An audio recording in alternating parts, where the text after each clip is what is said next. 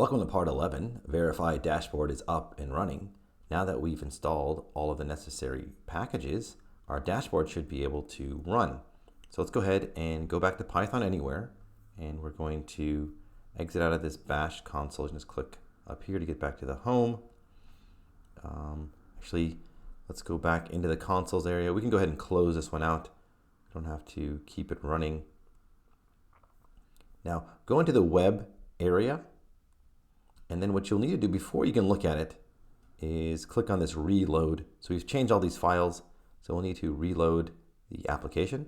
So we'll click on that,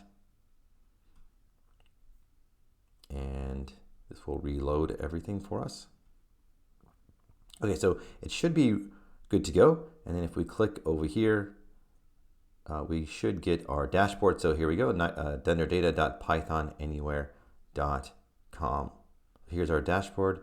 Should be fully functioning. We can click on a particular country, and it'll show exactly how it did on our local host. So there we go. We've deployed our dashboard to the web for someone to see.